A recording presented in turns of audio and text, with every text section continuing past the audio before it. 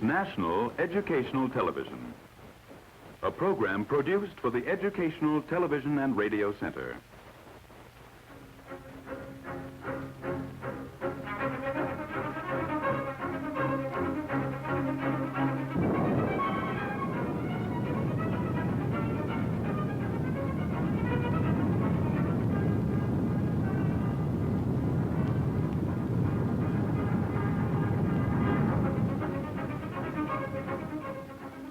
The human organism is a product of, and up to now has been inseparable from the planet on which it evolved, the Earth.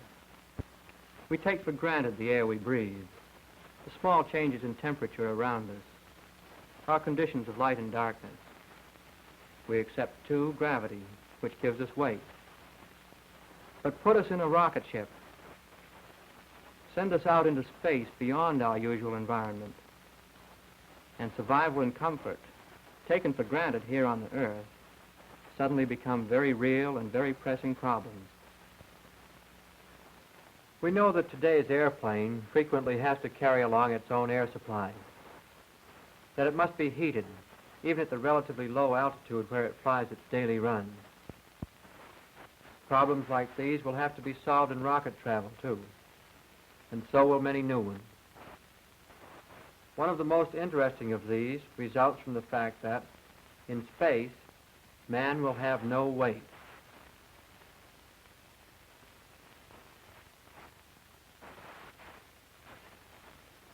All of us have experienced some degree of weightlessness here on the ground, when our automobile drives rapidly over a hump in the road.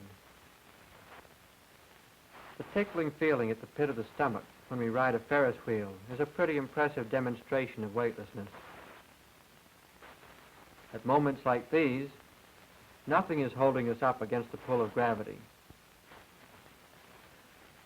We get another inkling of what things would be like if the normal pull of gravity were different from what it is when we ride a high-speed elevator. As the elevator starts up, our knees buckle slightly, and the suitcase in our hand suddenly feels as though it's loaded with rocks. However, as the elevator glides to a stop, we experience a brief exposure to subgravity, during which we seem strangely light. At this moment, it seems to us that we could easily jump up and bump our heads against the ceiling of the elevator. To the space traveler, whose rocket ship is coasting with all power turned off, this brief experience of feeling lighter than normal will be increased to the feeling of having no weight at all. The pull of gravity decreases with the square of the distance from the Earth. This means that the farther we go from the center of the Earth, the weaker the pull of gravity will be, and the less we'll actually weigh. Let's say that on the ground, 4,000 miles from the center of the Earth, a man weighs 160 pounds. With the scales placed on a firm support 8,000 miles from the Earth's center, he'll weigh only 40 pounds. If we again double the distance from the center of the Earth, he drops to 1/4 his previous weight. He now tips the scales at a mere 10 pounds. Even though a small vestige of gravitational pull remains at great distances, it becomes quite small beyond several Earth diameters. Although we ordinarily think that our weight pushes the platform of the scales down, actually the Ferris wheel ride and other examples of near weightlessness show that it's the upward push of the support that determines our weight. At any distance from the Earth, support against this gravitational pull must be provided in order for us to experience any weight. A freely coasting rocket can provide no weight-giving support, and coast it must. Every drop of fuel is so precious that none can be used merely to supply weight to its occupants. Therefore, during most of spaceflight, man will be weightless. What will happen to our space traveler when he suddenly finds he has no weight? A number of animals have been sent up in rockets and into free flight. We'll talk about them on our next program. But right now, we have to learn about our bodily organs and how they give us our sense of direction, position, and balance. Sight, touch and position, balance. We know that vision is our most reliable method of determining our position. We see objects in relation to each other and to ourselves. And with regard to these, we can determine our own position.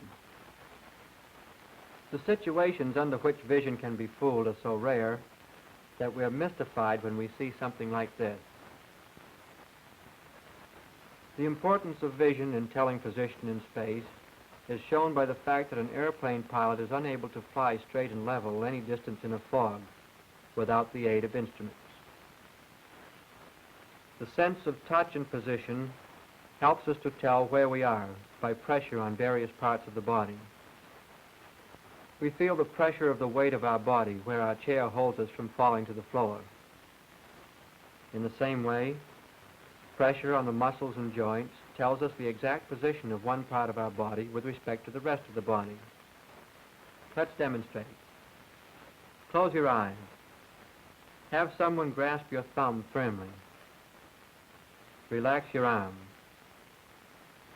When your arm is moved, you have no trouble deciding whether it moved up, down, to the front, or to the rear, despite the fact that you could not see, and despite the fact that pressure on your thumb did not change. Under conditions of weightlessness, this deep sense of position will be very important. Our sense of balance is derived from an organ in the inner ear. On each side of the head, tucked underneath the brain, is a complicated series of canals called the vestibular apparatus.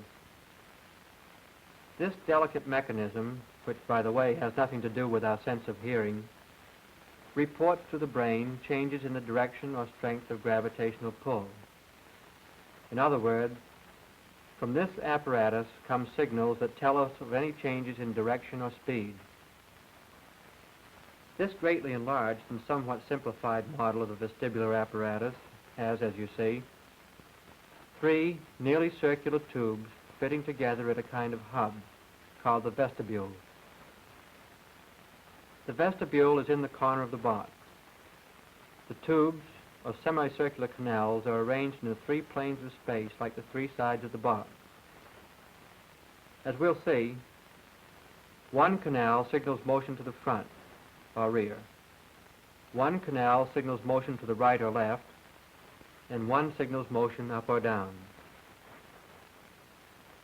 Each canal is filled with a fluid, and in this fluid, at the enlargement of the canal, is a series of tiny and very sensitive hairs, on the ends of which are glued tiny sand-like grains. As the head moves, the fluid tends to remain stationary. The result is that the motion of the stone through the fluid bends the hair, which sends a signal to the brain. When the head starts to move straight ahead, the stones pull the hair backward, but they spring forward again when a constant speed is reached, and spring even farther forward when the head slows down. This is partly what accounts for an air traveler's sense of motion as an airplane speeds up at takeoff or slows down smoothly on a landing strip. In smooth air, an airplane traveling at 300 miles an hour may not seem to move at all. The water in this glass will act about the same way as the fluid in the semicircular canals.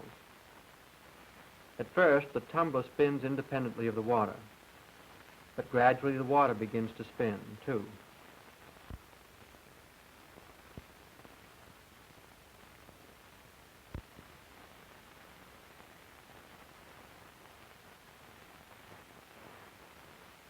When something like this happens to a person, the fluid in the appropriate semicircular canal begins to spin with the canal.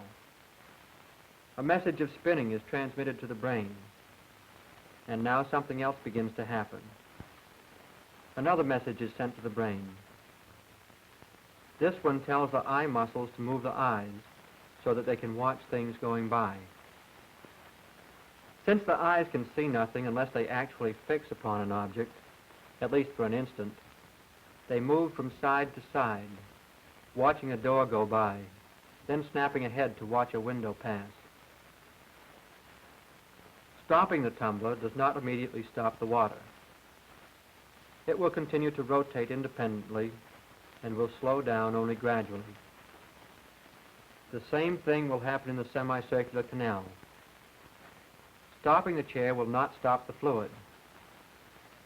Notice the eyes are still scanning the room. The moving fluid in the semicircular canal is still bending the stones, and they are still sending messages which tell the eyes to scan the room. We know this feeling is dizziness, when after we've stopped spinning, the world around us seems to continue to spin. Our sense of balance is very easily fooled. Whether we are turning, as in a swivel chair, speeding up, as in an airplane, or even sitting perfectly still, messages of one sort or another will be transmitted to the brain.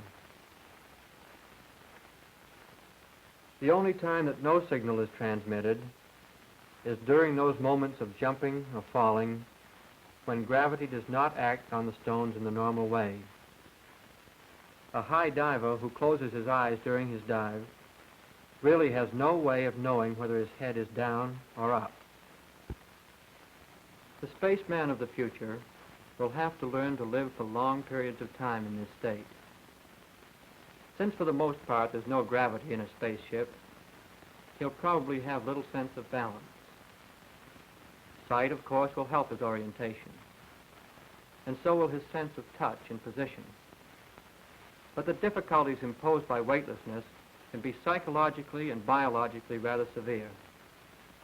Major David Simons of the Holloman Air Development Center, who furnished the material for this program, is conducting a number of experiments to determine how man, a creature of the Earth, can get along in space. Next time, we'll see some motion pictures taken in an Aerobee rocket of monkeys and mice actually experiencing this condition of weightlessness in space.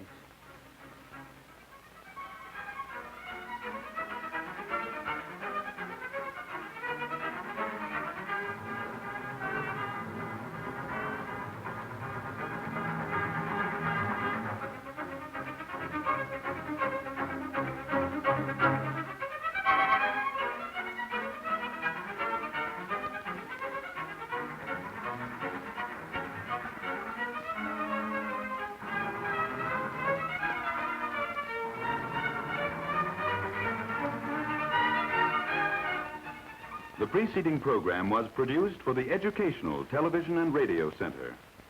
This is National Educational Television.